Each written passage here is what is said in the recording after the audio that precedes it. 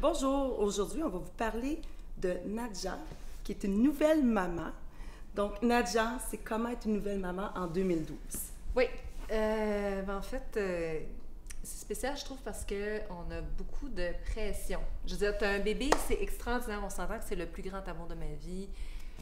Je veux dire, ça change une vie, il n'y a rien qui top ça. C'est même, tu te le fais dire souvent, tu sais, qu'avoir un bébé, c'est la chose la plus belle, la plus extraordinaire, puis c'est vrai. C'est vraiment vrai. Qu'est-ce que tu entends par pression? La pression de la société, la pression de toi, la pression de ton conjoint, la famille? Ce serait tout ça, mais je trouve que les femmes, maintenant, on s'attend à ce que quand tu as un enfant, t'allaites. Premièrement, tu as beaucoup de pression. À l'hôpital, des gens autour de toi, il faut que tu allaites. C'est bien important. Fait que t'es comme stressé, tu te dis j'espère que ça va marcher parce que sinon ça marche pas, là, tout le monde me regarde de travers. Ouais. Ça. Ensuite de ça, il faut que tu sois comme écologique. Donc, le plus possible, si tu peux prendre genre des couches réutilisables, que tu fasses toi-même tes purées. On s'attend aussi à ce que tu te remettes en forme rapidement, que tu perdes tes kilos vite, que tu sois disponible pour ton amoureux, que tu sois disponible pour ta famille, que tu sois souriante, que tu sois une bonne mère, que tu saches quoi faire. Puis à un moment donné, c'est comme que tu retournes au travail, c'est beaucoup. Puis que tu sois exactement la même comme avant, puis que ça soit 100 000 à l'heure. Mais c'est vraiment de valeur parce que les gens ne réalisent pas à quel point qu'un enfant, ça change une vie. Ouais. Tu es d'accord avec moi? Ça a changé ta vie? Complètement. Tout. Oui. Pour le mieux, c'est sûr. Pour le mieux. Mais tu sais, comme tout ce que je faisais avant, il faut que je le fasse, mais avec beaucoup de fatigue, parce que je dors beaucoup moins. Mais ça paraît pas, tu es resplendissante pareil. Moi, je le sais, là. Mais tu sais, c'est comme avec une grosse fatigue qui est constante, parce que c'est dur à rattraper, à monnaie ces heures de sommeil-là. Oui, mais c'est important que tu les rattrapes aussi, puis c'est important que tu continues à penser à toi. Oui, mais comme je te dis, là, c'est comme l'équilibre se refait tranquillement. Genre, je commence à avoir un petit peu plus de temps. C'est comme si, au fond, là, j'apprends à prendre plus de temps pour moi.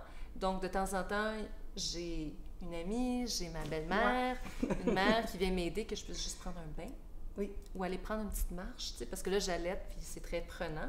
Mais juste aller prendre une petite marche, se changer les idées pour revenir rafraîchir avec mon bébé, ça fait du bien. Aussi, j'apprends à prendre beaucoup de raccourcis de faire les choses, parce qu'avant, tu sais, j'adore ça, cuisiner.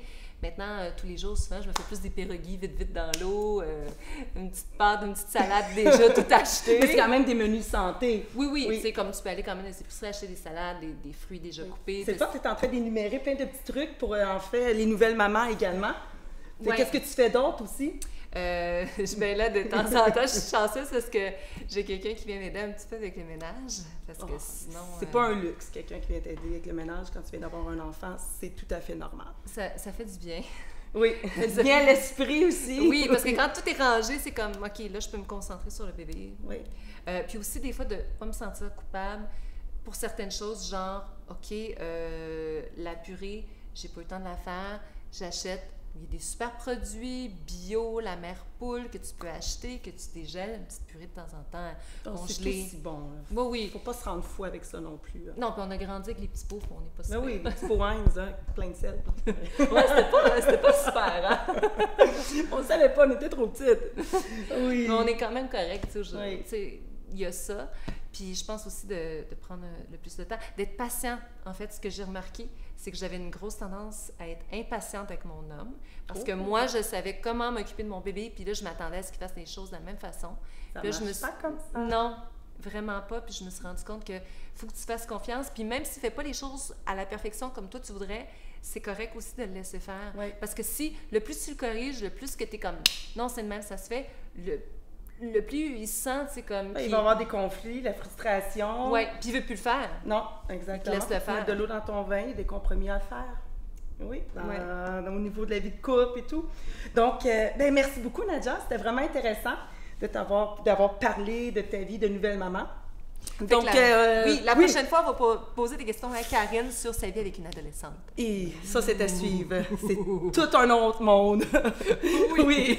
Merci, à bientôt.